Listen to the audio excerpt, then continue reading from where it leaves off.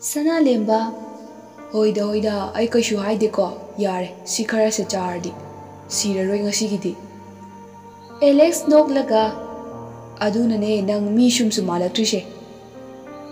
Sanalemba wadu makha tadabi achapot kharadu charaga toe.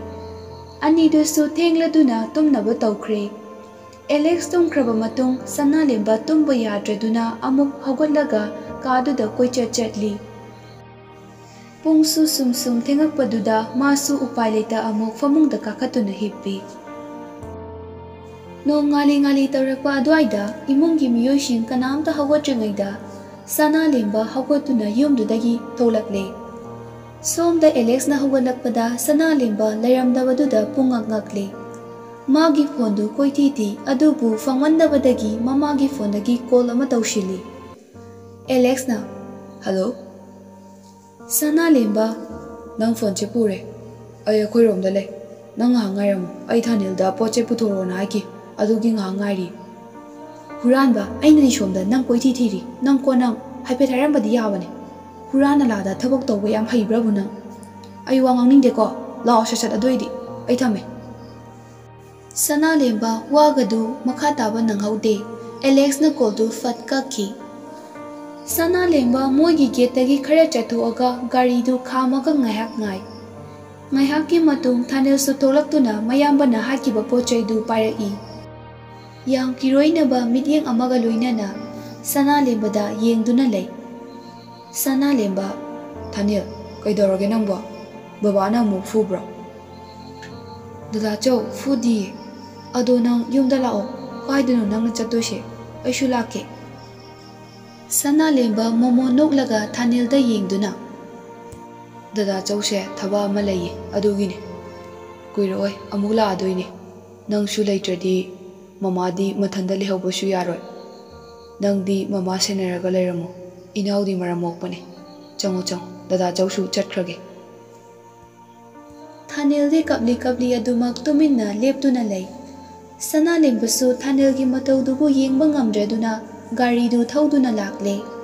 Thanil na kapli yengduna lehobadu uraga Sanalemba su pirang singdu khajai thakta tap tarai. Ngaihak shum thauraba tungda Alex wagi yum yauraduna geta gari du khamlaga Alex ki phone dagi ngasai tawrakiba mamagi number duda call tawshili. Sanalemba, tolo ay noi thongala leire. Ngaihak changudana yumda. Talle ay nang adum tolo. Huran bahashine leiramong hak tholage ay solution badi loirabani. Asumna Alex su thabak mafamda chatpagi thoglakle. Mana tholakpa ubaduda Sanalemba su changsinduna Alex ki phone du pirai. Se lauro ay shu chalage. Yumdaro natte hotel gumba amada layruge karan tawnu neyai hoida chalo aina ngasaina fajana haigrabane angang macha maksu natte ikai ai karan ngangno nathanda hotel da leyba yar kai shu tawrose nang na marol ama nang chatfam thokpada chalo thekhrani mafam dugi fajaba uraga wakal su khara inthabra yengamo haiba ay nok tawda ngaire nangi nawong se oiba angang machaya mal ningai ka tawshili engonda hoise chatta chacharage yarba adu ngasaina kaptabida haiba tro chani haramaga chatradi aidi yaroi hauren phone torakani neyai phaila kadawni Sanalemba adumak nomi gari da kakhatkre aduga makokto lithora aga amuk laurami nang shu fajana chatlo yaubaga harao ay shu chatlukige ko huran banang ay wayang nangning ko Sanalemba su gari du thauduna chatkre Alex su Sanalemba na chatkibadu makhwanga meladuna yenghawi sor asangba mahontaraga ay diwa dawrida tawrise ko ko cha he oiba Alex makokto amu makutuna khoro amu kotli masu kuina leitadre gari du thauduna chatkre Somda sumani saubana mana paiba yakhidre natte madi aigi chanate mama oktabiduna poklambane faroi dawri yam faroi dawri Gita, karino moi pabungna haibiridubo? Angangda sum tainabirisibu karigino? Ichana kari lankrabage? Hektobaga mama palaga ngangbirisibu ichaduna taraga nungaikidro? Mani, Mara tawriba thabakse lande haigiro. Mabu chawna yoglaiba mapa ingoda hangatuna machin khumba. Aibu usitribane magido. Karigidi paloi fattaba mane aduna ne fatchije. Gita sauna asumna tawramba anganglo moi babungna manghan bikibana troi chase. Mani sauna jangsil laktuna Gitabu fuba horai. Thanil su mama fubagi makoldo pakhatna chenthuraktuna mapabu khami. Thanil Baba, yarse, mama da furanoba, to obase. Baba, nang adumai tawgano. Mani aduma Gitabu lam-lamduna furi, Thanil da su fuba yaurabani. Thanil so kapli aduma khamtokchei, upaigi leita asawbana hemankhibana, Mani afafata fathaba ngamlaktraduna, sini nani haiba khangda kai adumak fui. Tanjaduda Gitagi manaw nupa Rajen su lakpaga mapa chanana, tawramibadu changsinduna khamtoi. Rajen sauna Kaino da ibai sauningi haiduna ichega ngangasibu sumaina fuba honabro yade sidi hedmalle nangna thaukai lege ichaga gi nupiga da fubada mitop nangna ahya pasarise nangna thaukai lege karigi mitop aigi su ichene aigi mangmakta da ichebu asukthina fubadi manaw ayama ichau chawna leringai da yaroi Gita su adumak Thanil gi matha da ngathaduna kappaga lei Thanil na mama bu themjinjai adubu pendaba nungaitabana hemankhiduna Gita thamoi shokna kapchai Rajen sauna Ibai sidi mi usitabane iche gi shoi khoi leiri thamoye sanangi manakta iche se amuk hana thamoi nupi bu kaisu leitana khanba nangdi nathanta leijo asu khanura fau gyan ta daba iche na natro nangi punsi bu kan bi khibada matamduda iche na kan biram jadi ngasi nangna hingduna leiribase leram khidro Rajen sauna mache da yengladuna Iche aila ai ngasida Thanil puraga chalase lao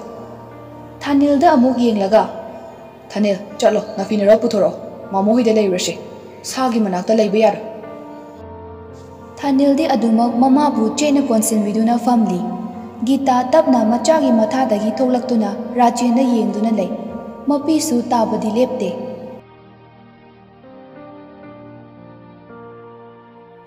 Mani sauna amuktang mamitu khana Rajen da yenglamlaga wangang dabi imungda jangki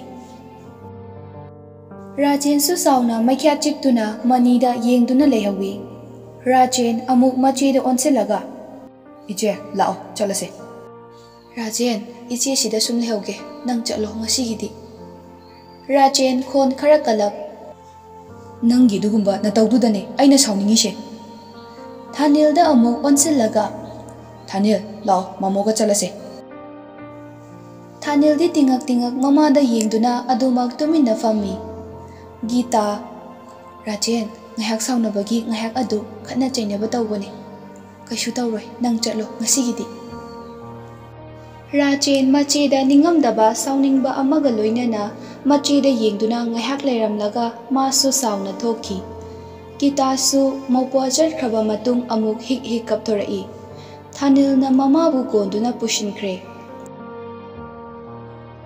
Sana lembadi adumak lamhang amada gari khamduna gari mamangda adumak famduna lei wakal amada tawduna yam lushinna adumak khanduna lei mamituna chumdring yengaduna pungmukni mana asumna leiraklise karibu khanbano matawdu khangba ngamde mikuptugi achikpadu thugairage khanbara khutna pairamba phone call lakpagi vibration duda mamanglomda mitfam thamlamba mamittu mobile lomda mitfam thamlaga mamittu mobile gi screen duda mityeng tarai ure lakliba call du Alex kini haiba no fe tawna call dubu receive tawrami sana lemba hello kayarage chatriye hojik fau kaidoriba chatladawne gyan taraba nupa ai somda gari thobonga khangdre nangi khanbada hoi chatladawne matham call tarakadadi chalamo yu thaga lermaba aina kaidoge yenguna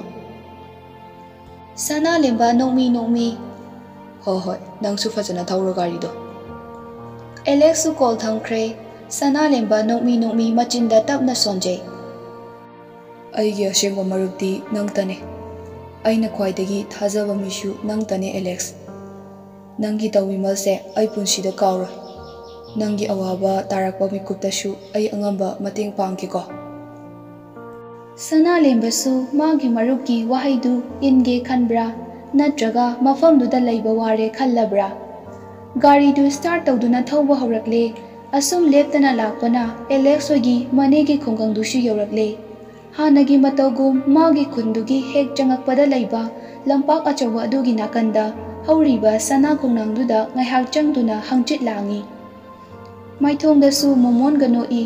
ꯑꯀꯣꯏꯕꯒꯤ ꯐꯤꯕꯝꯗꯨꯕꯨ ꯃꯃꯤꯠ ꯀꯨꯞꯇꯅ ꯌꯦꯡꯗꯨꯅ ꯂꯩ. ꯃꯐꯝꯗꯨ ꯅꯣꯡ ꯆꯨꯔꯨꯕꯒꯤ ꯆꯣꯠꯂꯤ ꯆꯣꯠꯂꯤꯁꯨ ꯇꯧꯔꯤ. ꯁꯅꯥꯂꯦꯝꯕ ꯉꯥꯏꯍꯥꯛ ꯑꯗꯨꯃꯛ ꯂꯦꯞꯇꯨꯅ ꯂꯩꯊꯣꯛꯏ. ꯂꯥꯞꯇꯛꯅ ꯅꯨꯄꯤ ꯑꯃ ꯂꯩꯈꯣꯝ ꯂꯩꯅꯥꯡ ꯏꯇꯩ ꯇꯩ, ꯈ꯭ꯋꯥꯡꯗ ꯇꯨꯡꯒꯣꯜ ꯑꯃꯁꯨ ꯌꯥꯟ, ꯀꯣꯛꯇꯅ ꯀꯣꯛꯌꯦꯠ ꯑꯃꯁꯨ ꯌꯦꯠ, ꯄꯤꯛꯈ꯭ꯔꯕ ꯂꯧꯔꯤ ꯃꯆꯥꯗꯨꯗ ꯍꯥꯊꯨ ꯍꯥꯊꯨ ꯂꯥꯛꯄꯗꯨ ꯁꯅꯥꯂꯦꯝꯕ ꯃꯨꯟꯅ ꯌꯦꯡꯗꯨꯅ ꯂꯩ. ꯅꯨꯄꯤꯗꯨꯁꯨ ꯁꯣꯔꯣꯛ ꯌꯧꯁꯤꯜꯂꯛꯇꯨꯅ ꯁꯅꯥꯂꯦꯝꯕꯅ ꯂꯦꯞꯄꯤꯕ ꯃꯥꯏꯀꯩ ꯑꯗꯣꯝꯗ ꯈꯔ ꯈꯔ ꯁꯨꯝ ꯅꯛꯁꯤꯜꯂꯛꯂꯦ. ꯁꯅꯥꯂꯦꯝꯕꯗꯤ ꯁꯛꯇꯝꯗꯨꯕꯨ ꯈꯪꯕꯔꯥ ꯅꯠꯇ꯭ꯔꯒ ꯀꯔꯤꯕꯨ ꯐꯥꯎꯕꯒꯤ ꯅꯨꯄꯤꯗꯨꯅ ꯂꯥꯛꯂꯤꯕ ꯃꯥꯏꯀꯩꯗ ꯃꯃꯤꯠꯇꯨ ꯀꯨꯞꯄ ꯀꯥꯎꯕ ꯃꯈꯩ ꯌꯦꯡꯗꯨꯅ ꯂꯩ.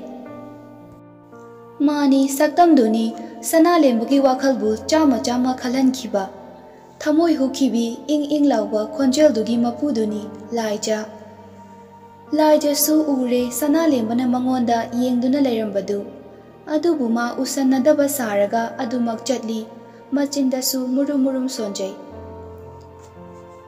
ꯃꯥꯅꯦ, ꯑꯁꯤ ꯃꯥꯅꯦ. ꯅꯍꯥꯟꯒꯤ ꯕꯦꯠ ꯍꯅꯨꯕꯗꯨꯅꯦ ꯑꯁꯤꯗꯤ. ꯃꯥꯗꯤ ꯁꯤꯗ ꯑꯃꯨꯛ ꯀꯩꯗꯧꯕ ꯂꯥꯛꯏꯖꯥꯠꯅꯣ ꯈꯪꯗꯦ. ꯃꯁꯛꯁꯤ ꯎꯕꯗ ꯀꯤꯖꯩꯍꯦ ꯑꯋꯣꯏꯕ. ꯕꯦꯠꯇ ꯕꯦꯠꯅꯤꯀꯣ ꯁꯤ. ꯁꯅꯥꯂꯦꯝꯕꯁꯨ ꯂꯥꯏꯖꯥꯗ ꯌꯦꯡꯕꯇꯃꯛ ꯌꯦꯡꯉꯤ. ꯑꯗꯨꯕꯨ ꯃꯥ ꯋꯥꯗꯤ ꯃꯆꯦꯠ ꯑꯃꯠꯇ ꯍꯥꯏꯔꯨꯗ꯭ꯔꯦ. ꯂꯥꯏꯖꯥꯁꯨ ꯃꯥꯅ ꯂꯦꯞꯄꯤꯕ ꯃꯄꯥꯗꯨ ꯂꯥꯟꯊꯣꯛꯈ꯭ꯔꯦ. ꯁꯅꯥꯂꯦꯝꯕꯒꯤ ꯃꯤꯠꯌꯦꯡꯗꯤ ꯑꯗꯨꯃꯛ ꯂꯥꯏꯖꯥꯅ ꯆꯠꯈꯤꯕ ꯃꯥꯏꯀꯩꯗ ꯇꯥꯟꯅꯔꯒ ꯌꯦꯡꯉꯤ. ꯂꯥꯏꯖꯥꯅ ꯀꯔꯤ ꯅꯨꯄꯥꯅꯣ ꯁꯤꯕꯣ? ꯌꯥꯝ ꯍꯩꯅꯗꯦ ꯑꯣꯏꯕ ꯈꯨꯌꯦꯡꯒꯥꯗꯤ. ꯑꯩꯅ ꯃꯉꯣꯟꯗ ꯀꯩꯗꯧꯔꯗꯅ? ꯂꯥꯏꯖꯥ ꯃꯆꯤꯟꯗꯨ ꯉꯥꯡꯗꯅ ꯄ꯭ꯔꯞ ꯄ꯭ꯔꯞ ꯆꯠꯈ꯭ꯔꯦ. ꯃꯥ ꯇꯨꯡ ꯍꯟꯅꯁꯨ ꯌꯦꯡꯂꯛꯇ꯭ꯔꯦ. ꯑꯗꯨꯃꯛ ꯃꯥꯒꯤ ꯆꯠꯐꯝ ꯊꯣꯛꯄ ꯆꯠꯂꯤ. ꯁꯅꯥꯂꯦꯝꯕꯁꯨ ꯑꯃꯨꯛ ꯔꯤꯅꯥ ꯍꯣꯏꯒꯤ ꯃꯌꯨꯝꯂꯣꯝꯗ ꯒꯥꯔꯤꯗꯨ ꯊꯧꯗꯨꯅ ꯆꯠꯈ꯭ꯔꯦ. ꯉꯔꯥꯡꯗꯒꯤ ꯆꯥꯛ ꯆꯥꯔꯛꯇꯕꯒꯤ ꯁꯅꯥꯂꯦꯝꯕ ꯃꯁꯥꯗꯨ ꯂꯣꯏꯅ ꯆꯣꯛꯊꯔꯕꯅꯤ. ꯑꯗꯨꯕꯨ ꯃꯥ ꯃꯇꯧꯗꯨ ꯎꯠꯊꯣꯛꯇꯦ. ꯔꯤꯅꯥꯗꯤ ꯍꯔꯥꯎꯕꯅ ꯂꯣꯏꯔꯦ ꯑꯃꯨꯛꯇꯣꯏꯕ. ꯁꯅꯥꯂꯦꯝꯕꯒꯤꯅꯤ ꯍꯥꯏꯗꯨꯅ ꯆꯥꯅ ꯊꯛꯅꯕ ꯃꯌꯥꯝ ലാꯡꯗꯨꯅ ꯊꯝꯂꯝꯂꯦ. ꯁꯅꯥꯂꯦꯝꯕꯁꯨ ꯔꯤꯅꯥꯒꯤ ꯃꯇꯧꯗꯨꯗ ꯃꯥꯅ ꯏꯀꯥꯏꯔꯝꯕ ꯄꯨꯝꯕ ꯐꯕꯗꯧꯅ ꯇꯧꯈ꯭ꯔꯦ. ꯌꯨꯝꯗꯨꯗ ꯂꯩꯕꯅ ꯃꯥ ꯍꯦꯟꯅ ꯃꯁꯥꯗ ꯅꯨꯡꯉꯥꯏꯖꯕꯤ ꯑꯣꯏꯈ꯭ꯔꯦ. ꯆꯥꯛꯇꯨ ꯇꯣꯛꯂꯕ ꯃꯇꯨꯡ ꯃꯥꯒꯤ ꯀꯥꯅꯤ ꯍꯥꯏꯗꯨꯅ ꯁꯅꯥꯂꯦꯝꯕ ꯀꯥꯗꯨꯗ ꯆꯪꯗꯨꯅ ꯉꯥꯏꯍꯥꯛ ꯄꯣꯊꯥꯔꯤ. ꯐꯃꯨꯡꯗ ꯂꯣꯡꯅ ꯍꯤꯞꯂꯒ ꯋꯥꯈꯜ ꯑꯃꯗ ꯁꯨꯝ ꯈꯜꯂꯝꯕꯗꯒꯤ ꯃꯥ ꯋꯥꯃꯟꯗꯅ ꯉꯥꯏꯍꯥꯛ ꯇꯨꯝꯊꯈ꯭ꯔꯦ. ꯅꯨꯄꯤ ꯑꯃꯅ ꯅꯣꯛꯈꯤꯕꯒꯤ ꯈꯣꯟꯖꯦꯜꯗ ꯃꯉꯣꯟꯗ ꯃꯨꯟꯅ ꯌꯦꯡꯗꯨꯅ, "ꯁꯅꯥ, ꯃꯃꯥꯒꯤ ꯁꯅꯥ, ꯂꯝꯍꯦꯟ ꯁꯅꯥ, ꯆꯦꯟꯒꯤꯅꯨ, ꯃꯃꯥ ꯇꯥꯟꯅꯕ ꯋꯥꯏꯌꯦ. ꯁꯦ ꯂꯥꯛꯑꯣ, ꯆꯥꯛꯁꯦ ꯑꯃꯨꯛ ꯆꯥꯔꯨ ꯂꯥꯛꯑꯣꯕ. ꯃꯃꯥ ꯑꯩ ꯂꯥꯛꯑꯒꯦꯀꯣ. ꯁꯦ ꯕꯥ, ꯉꯥꯎꯁꯤꯟꯅꯒꯅꯨ ꯍꯥꯏꯕꯅꯦ. ꯁꯅꯥ, ꯃꯃꯥꯒꯤ ꯁꯅꯥ." ꯇꯜꯂꯦ ꯇꯜꯂꯦ, ꯑꯩꯗꯤ ꯆꯥꯔꯣꯏ. ꯃꯃꯥꯗꯤ ꯑꯩꯅ ꯍꯥꯏꯕꯁꯨ ꯁꯨꯡꯌꯥ ꯌꯥꯕꯤꯗꯦ. ꯃꯤꯅ ꯑꯩ ꯁ꯭ꯀꯨꯜ ꯍꯜꯂꯛꯄꯗ ꯌꯨꯝꯗ ꯑꯗꯨꯝ ꯂꯩꯔꯝꯃꯣ ꯍꯥꯏꯔꯒ ꯅꯪꯗꯤ ꯍꯦꯛꯇ ꯂꯩꯔꯝꯗꯦ. ꯃꯃꯥ ꯅꯪꯗꯤ ꯌꯥꯝ ꯐꯠꯇꯦ. ꯑꯩ ꯑꯗꯨꯝ ꯊꯥꯗꯣꯛꯑꯒ ꯆꯠꯂꯦ. ꯅꯪ ꯑꯩ ꯀꯩꯝꯇ ꯅꯨꯡꯁꯤꯗꯕ ꯃꯥꯜꯂꯦ. ꯐꯠꯇꯦ ꯃꯃꯥ, ꯅꯪ ꯐꯠꯇꯦ. ꯑꯩꯗꯤ ꯅꯪ ꯅꯨꯡꯁꯤꯗꯦ. ꯆꯥꯅꯤꯡꯗꯦ ꯆꯥꯛ ꯑꯝꯇ. ꯆꯥꯔꯣꯏ ꯑꯩꯗꯤ. ꯑꯩ ꯌꯥꯝ ꯁꯥꯎꯔꯤꯖꯥꯅꯤꯀꯣ. ꯁꯦ ꯕꯥ, ꯆꯥꯛꯁꯦ ꯆꯥꯗ꯭ꯔꯗꯤꯅꯦ ꯅꯪ ꯄꯥꯡꯒꯜ ꯁꯣꯜꯂꯅꯤ. ꯂꯥꯏꯔꯤꯛ ꯄꯥꯕꯁꯨ ꯉꯝꯃꯔꯣꯏ, ꯁꯥꯟꯅꯕꯁꯨ ꯉꯝꯃꯔꯣꯏ. ꯆꯥꯛꯁꯦ ꯈꯤꯇꯪ ꯆꯥꯎꯕ, ꯑꯃꯨꯛꯇꯪ ꯑꯣꯏꯔꯁꯨ. ꯁꯦ ꯕꯥ, ꯃꯃꯥ ꯂꯥꯟꯖꯔꯦꯕ. ꯃꯃꯥ ꯃꯇꯨꯡꯗꯅꯦ ꯑꯃꯨꯛ ꯍꯟꯅ ꯏꯆꯥ ꯊꯥꯗꯣꯛꯂꯒ ꯆꯠꯂꯔꯣꯏꯕ. ꯁꯦꯃꯤ ꯅꯪꯕꯣ, ꯂꯥꯛꯑꯣꯕ, ꯃꯃꯥꯁꯨ ꯋꯥꯔꯦꯕ ꯌꯥꯝꯅ. ꯃꯃꯥꯒꯤ ꯁꯅꯥ, ꯃꯃꯥꯒꯤ ꯁꯅꯥꯂꯦꯝꯕ. ꯃꯃꯥ ꯂꯥꯟꯖꯔꯦ, ꯃꯃꯥ ꯂꯥꯜꯂꯦꯕ. ꯃꯃꯥ ꯃꯇꯨꯡꯗꯅꯦ ꯑꯃꯨꯛ ꯍꯟꯅ ꯇꯧꯔꯔꯣꯏꯕ. ꯁꯛꯇꯝꯗꯣ ꯑꯁꯨꯝ ꯑꯁꯨꯝ ꯃꯃꯤ ꯁꯥꯃꯤꯒꯨꯝ ꯃꯥꯡꯈꯤꯗꯨꯅ ꯄꯨꯡꯃꯝ ꯃꯝꯈ꯭ꯔꯦ. ꯑꯃꯝꯕ ꯃꯔꯛꯇꯨꯗ ꯑꯉꯥꯡ ꯑꯃꯅ ꯌꯥꯝ ꯀꯤꯅ ꯀꯞꯄꯒꯤ ꯈꯣꯟꯖꯦꯜ ꯑꯃꯗ ꯃꯃꯥ ꯑꯣꯏꯕꯤꯕꯨ ꯀꯧꯗꯨꯅ ꯀꯞꯂꯤ. ꯎꯔꯛꯂꯦ ꯁꯛꯇꯝꯗꯨ ꯃꯌꯦꯛ ꯁꯦꯡꯅ ꯏꯈꯦꯡꯂꯛꯇ ꯌꯥꯇꯥꯗꯨꯅ ꯑꯁꯤꯕ ꯑꯃꯒꯨꯝ ꯍꯤꯞꯇꯨꯅ ꯂꯩꯔꯤꯕ. ꯍꯟꯖꯤꯟ ꯍꯟꯖꯤꯟ ꯀꯧꯕꯗ ꯈꯨꯝꯂꯛꯇ꯭ꯔꯕꯗꯨꯗ ꯃꯃꯤ ꯑꯃ ꯃꯌꯦꯛ ꯁꯦꯡꯅ ꯎꯔꯛꯂꯦ. Upaidi leita mamabu kau kauduna masa nomduna aduma kapli. Kibanasu masadu nikle. Mama, hogolo se. Mama, hogolo. Ai kiye haiba, hogolo. Seba mama, hogolo. Mama. Taibang fauna konjel du thoglakhi. Mama. Khanghaude sana lemba tumlambadagi humangna pungchot chot mi pairap khanghau haugat khiba. Masadu kibana nikle akoibadu amuk koyeng yengduna makutuna mamaidubu pulap nanthaduna sordu sangna hontaduna machindasu tapna soli. Mangne. Mang. Taibang natte. Kigana faro. Pakat kana thamoy nangsu. Loy krabane. Wari. Amuk halak laridaba wari ne. Otlano. Aibu amuk hana. Tapthaw mihun nangsu. Mangne. Mang. Rinaga tombagasu khonjal du tawada pakhatna sana lembana lairiba adomda chensilai. Rina pakhatna. Lemba, nangbo kaidawrage? Se, ne aida hayo. Kibro nangbo. Kaino tawrise. Nasa se humangna pungchot chotle. Moi pabung fen do mukta thabiro. Tombasu pakhatna koi chen duna fen gi switch to on tawi. Rina, se, farose. Ne ai lai sidi. Tomurabo nangbo. Mangda kay uge. Natraga kaidawrino ba. Sana lemba Rina da yengladuna. Ne ai mang fataba mamangure. Kaishu tawdre haujipudi. Sum yam akiba ma uruba. Adugine farida ai. Tomba mane nangbu angang si kaishu tawdre se. Nang hana pakhatpado amukta toko. Sana lembada amuk onsilaga tombana. Sana lemba lao. Mamoga ngaihak numidang wairagi walking chalusi. Nasado kharate khatnaba. Sana lemba adumak machilengda fammi aduga hoi haibagum mangaktu nomi. Rina mi pairap ibungo nangbu chatluge hairo. Sana lemba Rina gi matautuda momon amuk nonglai. Neyai ai kaishu tawdre. Sumna mangsung nungaidabaneba. Haujikti fareba. Hoi ngihak chaluro adudi. Rina ga tombagasu sana lembana lairiba kadudagi thokre. Sana lembasu haugatuna iru luthokaga masadu tanan loishinba loireduna tholakle. Tomba loirebo sana lemba chalasira. Hoi mamo loire thoase. Tombaga sana lembagasu nok tana wari shanaduna laklaga khungi lampak achauba dugi maning thangbaromda matai oira famduna nupa macha singna football sanaribadu yengduna lei. Tombadi ahal ama yumda laena Rina na pau pirakpadagi sana lembabu thamnamlaga changkre. Sana lemba tombana changkraba matung noklamba maithongdu sat hanjinduna ungduna amuk fammi. Nok tana wari saramba aduk nungshiba sana lembagi minokto karigi sat maithongdagi mangkribano. Aduna takpadi minoktu semjenaba minokni takpara. Mani minoktu sana lembana semjillaga ngaihaki mamangda nokhiba minokni. Minoktugi marumda lotliba awabadu mana uhaningdabagini.